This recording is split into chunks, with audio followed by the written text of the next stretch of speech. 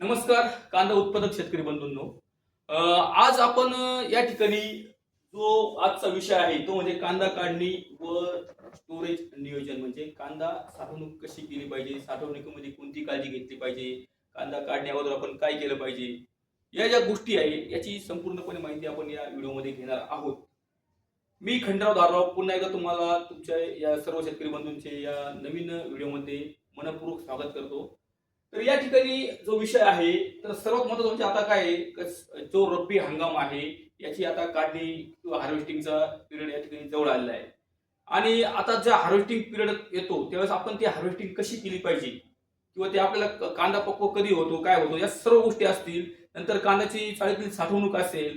नंतर त्या ठिकाणी जे आपण बघतो स्टोरेज रिव्हर्सल, कारण आपले जे काही मांड तयार झालेली असते, कांदा हिरवा असतो, त्यानंतर तो हळूहळू त्या ठिकाणी टेम्परेचर वाढत असतं आणि त्या ठिकाणी जमिनीतलं मॉइश्चर लेवल कमी होऊन कांद्याच्या पातीतला पूर्ण रस त्या कांद्यामध्ये येऊन त्या ठिकाणी कांद्याची साईज आणि फुगवण किंवा वजन या गोष्टीला त्याचा इम्पॅक्ट चांगल्या प्रकारे होत असतो. तर यामध्ये एक स्टोरेज रिव्हर्सलसाठी आपण एक फवारणी करू शकतो. साधारणतः पहिलं पाणी देण्या अगोदर साधारणतः एक 85 ते 90 दिवसादरम्यान आपण ही फवारणी घेऊ शकतो. तर या ठिकाणी जर बघितलं तर के रोडो म्हणजे आपलं पोटॅश ड्युरंट फॉर्म मधलं असलेले रोडोफाइट्स जे पोटॅश आहे, जे ऑर्गॅनिक पोटॅश आहे, हे तुम्हाला 10 ग्रॅम प्रति पंप, म्हणजे जो शिकार पंप आपला 20 लिटरचा असतो त्यामध्ये 10 ग्रॅम तुम्ही के रोडो घ्या. इन्स्टाबोर म्हणजे तुमचं बोरॉन 20% या ठिकाणी तुम्ही ते 10 ग्रॅम घ्यायचं आहे. आणि मजल म्हणजे पॅक्लोबिट्रोझाल 23% एससी फॉर्म्युलेशन मधलं या ठिकाणी तुम्हाला हे पॅक्लोबिट्रोझाल तुम्हाला घ्यायचं आहे 8 मिली प्रति पंप, की जेणेकरून तुमच्या पाथीमध्ये जो काही हिरवेपणा आहे, जे काही क्लोरोफिल आहे, त्यामुळे जे काही स्टोरेज असेल मांडीमधलं असेल, तर ते त्या कांद्याच्या कडे रिव्हर्स जाऊन त्या ठिकाणी कांद्याची साईज, आकार आणि तडकपणा सगळ्या गोष्टीसाठी तुम्हाला वजनासाठी फायदा होईल. तर हा जो स्प्रे आहे हा तुम्ही स्टोरेज रिव्हर्सल साठी घेऊ शकता, की जेणेकरून त्याचा फायदा तुम्हाला कांद्याचा वजनामध्ये तुम्हाला दिसून येईल. नंतर पुढचा जो मुद्दा आहे कांदा पक्व होण्याची लक्षणे. तर या ठिकाणी आपण बघू शकता कांदा पक्व कधी होतो, तर त्या ठिकाणी ज्या वेळेस आपले नवीन शेंडे असेल, नवीन फूट असेल, नवीन पात असेल, हे येण्याचं जेव्हा थांबतं, तर त्यावेळेस तुम्ही समजून घ्यायचं की कांद्याचं रिव्हर्स स्टोरेज रिव्हर्सल सुरू झालंय. आणि त्या ठिकाणी मग त्या ठिकाणी कांदा तुम्हाला या ठिकाणी काढणीसाठी आता सुरुवात होणार आहे किंवा काढण्यासाठी येणार आहे काही दिवसातच, हे लक्षात घेतलं पाहिजे. नंतर कांद्याच्या पातीतील अन्नरस कांद्यात उतरायला त्या ठिकाणी सुरुवात होते. त्याची जी कांद्याची मांड असते ती मऊ पडायला सुरुवात होते. ती जर मऊ पडायला सुरुवात झाली तर समजायचं आता त्या ठिकाणी कांदा काढण्यासाठी आता 20-25 दिवसामध्ये येणार आहे. तर मग या ठिकाणी मांड मऊ पडण्यास सुरुवात होते. नंतर 5 ते 10% नॅचरली ज्यावेळेस कांद्याची पात पडते, म्हणजे आपण जो पाणी जे बंद करणार आहोत कांद्याचं, ते तो जो मुद्दा आहे, तर या ठिकाणी 5 ते 10% ज्यावेळेस कांद्याची पात पडायला सुरुवात होते त्यावेळेस तुम्हाला 100% कांद्याचं पाणी बंद करायचं आहे. थोडक्यात हार्वेस्टिंगच्या अगोदर जनरली कांदा 120 दिवसात तुम्हाला काढणीस येतो, तर हार्वेस्टिंगच्या अगोदर साधारणतः 20 दिवस अगोदर तुम्हाला कांद्याचं पाणी बंद करायचं आहे. म्हणजेच तुम्ही लक्षात घ्या, ज्या वेळेस तुमचं कांद्याचं पाणी बंद होणार असतं त्या पुढील 20 दिवसामध्ये शेतातलं बहुतेक मॉइश्चर खूप कमी होऊन जातं आणि त्या ठिकाणी कांदा हा काढणीसाठी तयार चांगल्या प्रकारे होत असतो. मग त्यानंतर तुम्हाला तो कांदा काढण्यासाठी चांगल्या प्रकारे असतो. म्हणून कांद्याचं पाणी हे 15 ते 20 दिवस अगोदर बंद करा. नंतर माना पडण्या अगोदर, आता ज्यावेळेस तुम्ही कांद्याचं पाणी बंद करता, बहुतेक शेतकरी याकडे लक्ष देत नाही, कारण बघा करपा आपल्या पाठीवर आलेला असतो. शेतकरी म्हणतो की आता 1 महिना राहिलाय, कांदा निघणारच, त्यामुळे पाठीचा काही विषय नाही, गेली तर गेली. शेतकरी मग असे हे दृष्टिकोन ठेवल्यामुळे काय होतं का कधी कधी कांद्याच्या पाठीमध्ये जी काही फंगस आहे, जी काही बुरशी आहे, ती ज्यावेळेस जसं जसं कांदा वरतून पात सुकत सुकत खाली येते, त्या सुकण्याबरोबर ती बुरशी सुद्धा त्या ओलाव्यामुळे त्या कांद्याकडे येत असते आणि त्या ठिकाणी तुम्हाला त्या कांद्याला त्या बुरशीची लागण झाल्यामुळे पुढे जाऊन साठवणुकीमध्ये अडचण येऊ शकते. म्हणून ज्यावेळेस कांद्याची पात उभी आहे, पाणी बंद केलेले आहे, कांद्याची माना पूर्णपणे पडलेलं नाही, अशी जी कंडिशन असते, म्हणजे कांद्याचं पाणी बंद केल्यानंतर वापसा कंडिशन मध्ये आल्या आल्या सर्वात महत्वाचं तुम्हाला त्या ठिकाणी एक बुरशीनाशक स्प्रे घेणं गरजेचं आहे. मग त्यामध्ये तुम्ही 22 सारखं बुरशीनाशक घेऊ शकता किंवा कस्टोडे सारखं आंतरपाय बुरशीनाशक थोडं महागडं आहे, परंतु रिझल्ट तुम्हाला खूप चांगले होतील आणि त्यामुळे तुमचा कांदा साठवणुकीतून सुद्धा चांगल्या प्रकारे टिकू शकतो. त्याचा वापर सुद्धा करू शकता. जर त्या ठिकाणी त्या कंडिशनला त्या वातावरणामध्ये तुमच्या जर ढगाळ वातावरण असेल तर त्या ठिकाणी 100% तुम्ही ट्रायको आणि सुडोमोनास म्हणजे ट्रायकोडर्मा व्हेरिडी आणि सुडोमोनास फ्लोरेन्सिस या बुरशी व जीवाणूंचा वापर तुम्ही त्या ठिकाणी फवारणीतून करू शकता, की जेणेकरून पुढे जाऊन तुमच्या कांदा चाळीमध्ये कांदा साठवणूक चांगली राहील, त्या ठिकाणी बुरशीची लागण होणार नाही, कांदा खराब होणार नाही, याकरता तुम्हाला ही जी फवारणी आहे ही खूप महत्वाची आहे. आणि त्या फवारणी सोबत तुम्ही स्टिकरचा वापर करा. जसं मार्केटमध्ये आनंदवेट गोल्ड चे non ionic silicon based sticker आहे, त्याचा वापर तुम्ही साधारणतः 200 लिटर पाण्यासाठी 20 ते 25 मिली करू शकता, की जेणेकरून तुमचं ते जे काही तुम्ही बुरशीनाशक वापरणार असाल त्याची कार्यक्षमता पण चांगली वाढेल आणि त्या ठिकाणी ते पूर्णपणे कव्हरेज त्याला चांगलं मिळेल. तर या ठिकाणी तुम्हाला स्टिकरचा वापर निश्चितच करायचा आहे. नंतर शेवटच्या टप्प्यात कांद्याच्या पातीवर जो करपा असेल तर बुरशीनाशक वापर आपण करू शकतो, म्हणजे कस्टोडिया 22 हा विषय आपण घेतलाच आहे. तर या ठिकाणी तुम्हाला ही गोष्ट निश्चितच लक्षात ठेवायची आहे आणि तो स्प्रे त्या ठिकाणी झाला पाहिजे, हे पण लक्षात घ्या. नंतर कांदा काढणी कधी करायची, म्हणजे साधारणतः तुमच्या 50% पर्यंत कांद्याच्या ज्या पाथी जी मांड पडलेली असेल खाली, अशा कंडिशनला तुम्ही कांद्याची काढणी करायची आहे, हे पण तुम्ही लक्षात घ्या. कांद्याची काढणी अगोदर बी करणं चुकीचं असतं आणि खूप लेट करणं पण चुकीचं असतं, म्हणून या योग्य वेळेतच आपण कांद्याची काढणी केली पाहिजे. नंतर तुम्ही कांदा काढल्यानंतर जे काही तुम्ही कांदा टाकणार आहे तो काढून पाती सकट त्या ठिकाणी 2 ते 3 दिवस शेतात सुकून द्यायचा आहे. आणि कांदा काढल्यानंतर पहिले जे आपण कांदा टाकणार आहोत त्या कांद्यावर दुसरे कांदा उपटण्यात त्याची पात पडली पाहिजे. असं करीत करीत आपण कांद्यावर पात पडली पाहिजे अशा हिशोबाने कांदा काढायचा आहे, टाकायचा आहे, हे पण लक्षात घ्या. मग त्या ठिकाणी तुम्हाला एक गोष्ट लक्षात घ्या, तर पुढच्या कांद्याची पात मागच्या कांद्यावर पडेल अशा प्रकारे काढणी करणे गरजेचं असते. आणि त्या प्रकारेच आपण त्या ठिकाणी कांदा शेतामध्ये 2 ते 3 दिवस सुकून द्यायचा आहे, हे पण लक्षात घ्या.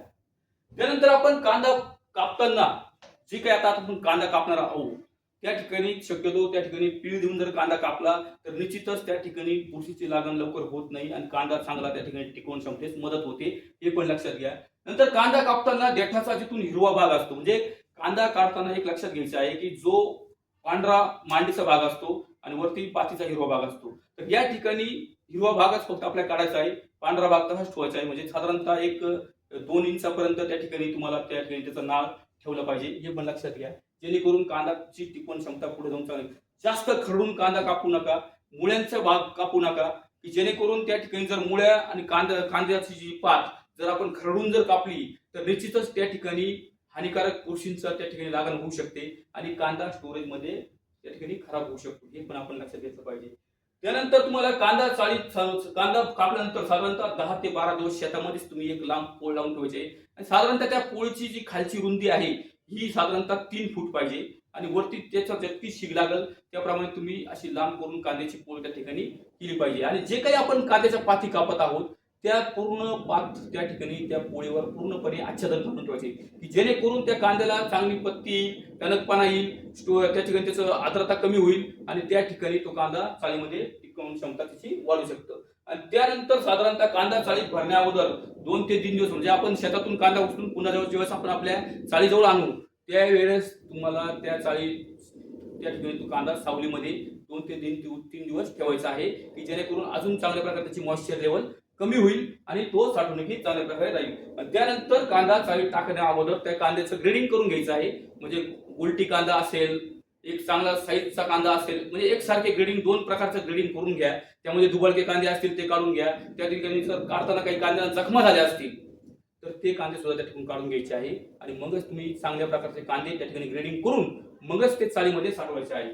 आता आपण इथपर्यंत आलो, नंतर पुढचं जे नियोजन आहे ते आता चाळीचं नियोजन. समजा आता ज्या शेडमध्ये ज्या चाळीमध्ये आपण कांदा साठवणार आहोत तर त्या ठिकाणी सर्वात महत्त्वाचं म्हणजे कांदा साठवण्यापूर्वी चाळीचे निर्जंतुकीकरण करून घेणे गरजेचं आहे. म्हणजे त्या ठिकाणी मग निर्जंतुकीकरण करणं म्हणजे काय, मग तिथं आपण साधारणतः जे आपलं नॅनोशील्ड म्हणून मार्केटमध्ये प्रोडक्ट येतं, hydrogen peroxide plus nano silver, याचा वापर सुद्धा तुम्ही चांगल्या प्रकारे त्या ठिकाणी स्प्रे करून त्या ठिकाणी सुद्धा त्याचे निर्जंतुकीकरण करू शकता. त्यानंतर दुसरी गोष्ट म्हणजे तुम्ही नंतर 22 सारखी पावडर घेऊन त्या ठिकाणी त्याची फवारणी करून सुद्धा त्याचं निर्जंतुकीकरण करू शकता, हे पण लक्षात घ्या. नंतर जर किडी असतील त्या ठिकाणी तर रोगर सारखं औषध तुम्ही शिकार पंपाला एक साधारणतः 20 मिली पर्यंत घेऊन सुद्धा त्या ठिकाणी खाली चांगल्या प्रकारे फवारणी करून घ्या, की जेणेकरून त्या ठिकाणी जे काही किडी मुंगी जे काही विंचू काही असेल त्या सर्व गोष्टींसाठी त्या ठिकाणी तुम्हाला त्याचा फायदा होणार आहे. आणि चाळीचं निर्जंतुकीकरण करून घ्या, मगच त्या ठिकाणी तुम्ही कांदा स्टोर करायला सुरुवात करा. नंतर ज्या वेळेस तुम्ही कांदा चाळ त्या ठिकाणी निर्जंतुकीकरण करून घेशाल तर मग खाली त्या ठिकाणी मुरुम असेल, वाळू असेल, त्या ठिकाणी तुम्ही टाकून घ्यायची आहे. आणि त्याच्यावरती समजा मग तुमच्या तुरटीचं काही काड्या असतील किंवा त्या ठिकाणी तुमच्या द्राक्ष बागाच्या छाटलेल्या काड्या असतील वाळलेल्या, तर त्या ठिकाणी खाली टाकून मग त्यानंतर त्याच्यावर तुम्हाला जे काही डस्टिंग पावडर येतात, समजा 22 असेल किंवा डेसिकेटर असेल किंवा कोसाईड सारखं सल्फर असेल, तर ह्याचा तुम्ही खाली चांगल्या प्रकारे त्या काड्यांवर असेल किंवा त्या ठिकाणी खाली जमिनीवर त्याचा तुम्ही डस्टिंग करून घ्यायची आहे. आणि मगच त्या ठिकाणी तुम्हाला कांदा साठवणीसाठी ठेवायचा आहे. मग आता कांदा साठवणीत ठेवल्यानंतर तुम्हाला बोळीची रुंदी साधारणतः त्या ठिकाणी 3 ते 5 फूट पर्यंतच पाहिजे आणि त्या ठिकाणी तिची लांबी ही 20 ते 30 फूट पाहिजे आणि तिची उंची सुद्धा फक्त 5 फुटापर्यंतच पाहिजे, त्याच्यावरती नाही पाहिजे. आणि साधारणतः पत्र्यामध्ये आणि तुमच्या जी काही तुम्ही कांदे साठवणार आहे त्या ठिकाणी त्या पोळीची उंची या ठिकाणी थोडं अंतर पाहिजे, त्या ठिकाणी हवा खेळती राहिली पाहिजे. आणि जे काही पत्रे असतील त्याच्यावर तुम्ही समजा पाचट टाकलं तरी चालेल किंवा त्याच्या खालून तुम्ही जर आपलं जे काही बारदान येतं त्या बारदानचं जर आपण खालून पत्र्या खालून जर शिवून घेतलं तरी त्या ठिकाणी त्याचा फायदा, त्या ठिकाणी वातानुकूलित चाळ तयार होण्यासाठी त्याची मदत होऊ शकते. तर त्या ठिकाणी त्याची पण आपण काळजी घ्यायची आहे. आणि चाळीमध्ये हवा खेळती राहील हा सर्वात महत्त्वाचा मुद्दा आहे, कारण हवा जर खेळती राहिली तर त्याचा फायदा होतो. आता भरपूर लोक त्या ठिकाणी ब्लोअरच्या साहाय्याने सुद्धा किंवा पीव्हीसीच्या पाईपच्या छिद्रांनी त्या ठिकाणी हवा कांद्यामध्ये खेळती ठेवतात. त्याचा फायदा सुद्धा त्यांना भरपूर शेतकऱ्यांचे अनुभव असे आहे की त्याचा फायदा सुद्धा त्यांना चांगल्या प्रकारे झालेला आहे.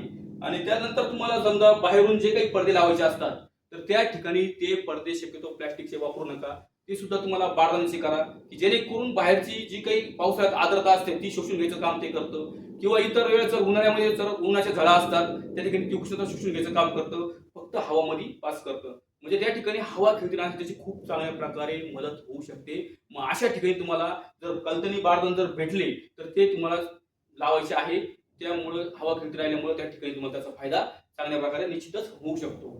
तर अशा प्रकारे तुम्ही जर त्या ठिकाणी नियोजन जर केलं तर निश्चितच तुमचा कांदा हा 6 ते 8 महिन्यापर्यंत टिकू शकतो, की जेणेकरून तुम्हाला पुढे जाऊन मार्केट, कारण मार्च, एप्रिल, मे हे महिने असे असतात की सर्व शेतकरी त्या ठिकाणी बंधू कांदा हार्वेस्टिंग करत असतात आणि सर्वांचाच जर माल त्या ठिकाणी मार्केटमध्ये विकण्यास आला 100% त्या ठिकाणी निश्चितच भाव खूप कमी असतो. आणि आपल्याला जर भाव पाहिजे असेल, रेट पाहिजे असतील तर निश्चितच आपण थोडं कांदा साठवणुकीकडे लक्ष देणे गरजेचं आहे.